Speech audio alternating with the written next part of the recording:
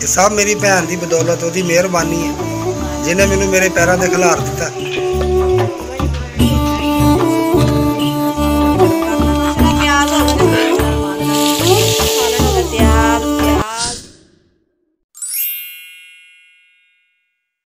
अस्सलाम वालेकुम प्यारे बहन भाइयों, क्या हाल चाल है। मैं ठीक ठाक उम्मीद करती हूँ कि आप सब भी ठीक ठाक होंगे। जहाँ भी रहें खुश रहे, आबाद रहे, हंसते रहें, मुस्कुराते रहें। ये हमारी आज की सुबह, आज की ब्लॉग का करते हैं। देखो बहन भाई हमारे साथ साथ जो भी घर का काम होगा, रूटीन होगी, सब बहन भाइयों से शेयर करें। जो भी बहन भाई मेरे चैनल पर नवे ने लाइक कर लें, सब्सक्राइब कर लें और शेयर कर लें। अल्लाह ताला सब नू अपने ईमान च रखे, आमीन। और जो भी परेशान है, अल्लाह ताला सब की परेशानी दूर। और मुनीब स्कूलों आ गए ने, अज वर्दी नहीं सी पा के और कपड़े पा के चले गए सी। छुट्टी हो गई आज, जल्दी छुट्टी हो गई, जल्दी छुट्टी हो गई। माशाल्लाह छुट्टी आज जल्दी हो गई बच्चों, तकरीबन 11:30 बजे और बच्चे आ गए ने घर। चलो बैठो तुम फिर। छत मैं क्या कपड़े धोते है कल दे पे सुकने पाए सी, लाए नहीं है शाम के टाइम और ला लिया वा। और जी मौसम देखो जी, है जी मौसम आज धुप नहीं निकली और बदल होए ने, गैर गैर जी हुई है। और माशाल्लाह जी हवा चलती पई है। अज मैं माशाल्लाह गूंदी भी आटा, मैं क्या आटा गूंद के रख लवा क्योंकि बच्चे आ गए स्कूलों और भुख लगी हुई है। खाना खाना बच्चियों ने। मम्मा जी किसके साथ खाएंगे खाना? किसके साथ खाएंगे? सालन पिया है रात का, आलू तो कीमा नहीं बनाया रात आप? हाँ जी। सालन पिया है वो गर्म कर लेंगे और खा लेंगे, ठीक है? हाँ जी। और तुम कोई बर्फ ले आओ जाके और पानी ठंडा करिए, सही है? हाँ जी। और उनके आटा ठहर जाएगा फिर रोटी बना लेंगे। और जी बर्फ ले आया मुनीब और मैं कहना पानी कूलर च कितनी पतली बर्फ है, शीशे वर्गी। हाँ जी एवं भी आनी है। मम्मा जी बना रही है रोटी। हाँ जी माशाल्लाह बन गई रोटियाँ, बस आखिरी रोटी रह गई है। और सालन गर्म हो रहा है, ये जी आलू कीमे का सालन मैं गर्म कर ला और रोटियाँ माशाल्लाह जी बन गई। और आज पैर पैन पे जी जिसने खानी है।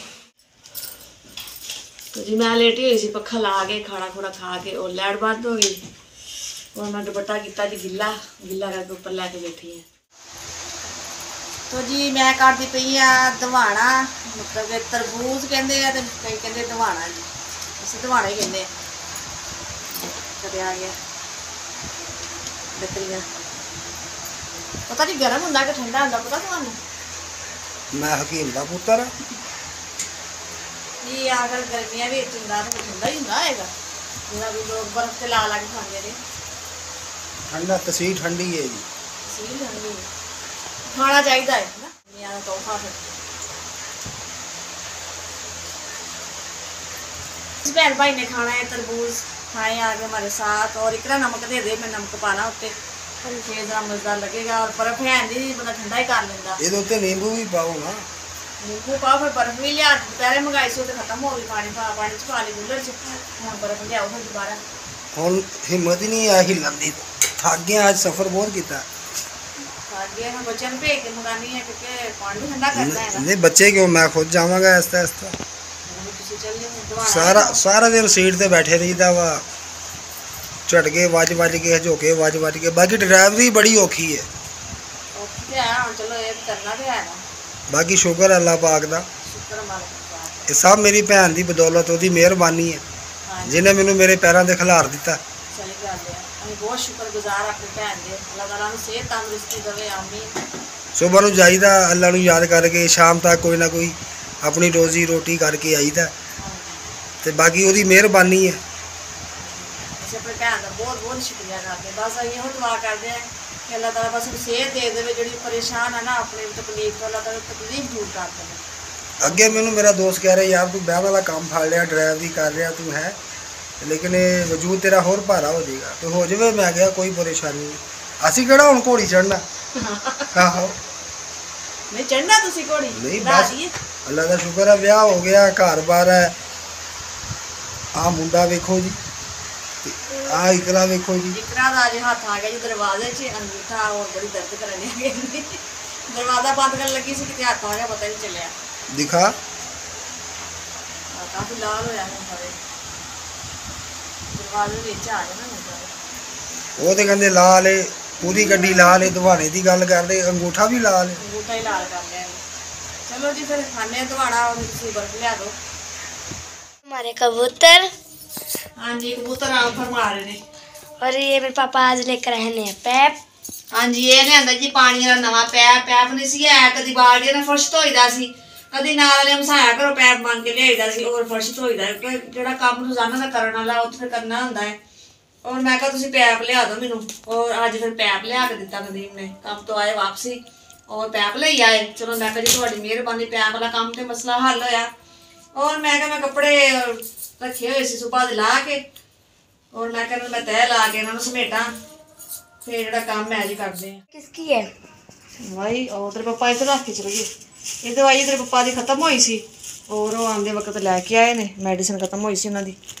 क्योंकि जो खत्म होंदी है फिर वो 5-6 दिन दी लै आंदे ने और खांदे रहिंदे ने फिर खत्म होंदी है फिर लै आंदे क्योंकि भी रूटीन रोजाना खानी है और इधर रख के चले गए हाँ हुण डब्बे च रख दिए ना हमें कितने पानी पूनी ना लग जाए मेडिसिन में जी हुण मैं लगी सी शाम का खाना बनाउण और जी टमाटर देखे जी कितने छोटे छोटे हैं जैसे बेर नहीं होंगे जिवें हाँ जी निके निके और मैं क्या बनावा शाम का जी खाना और खाने को बनाने लगी हैं जी टमाटर और प्याज टमाटर प्याज का सालन मतलब कि मसाला ही बनावांगे ठीक है हाँ जी खा लोगे हाँ जी खा लेंगे चलो जी ठीक है टमाटर अदरक लहसुन भुन के मसाला बना लांगे और नाल रोटी बना लांगे जी माशाल्लाह मसाला में बना ले और प्याज भी काट ले ने और हाँ बना लगी जी तड़का भुन लगी बिस्मिल्लाहिर्रहमानिर्रहीम प्याज मैं धो के ले आई सी और मैं मसाला भुनदे आ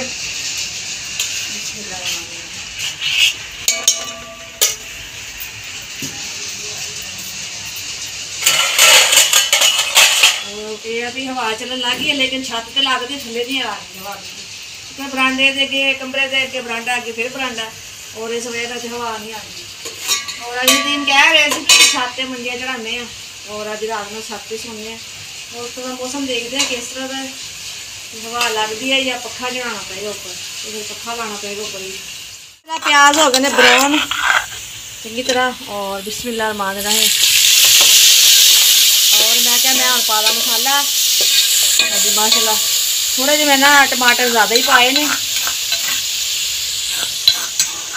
थोड़े टमाटर ज़्यादा ही पाए ने मैं क्या मसाला ज़रा बन जाएगा और टमाटर का जायका अच्छा बन जाएगा ये जी प्याज और टमाटर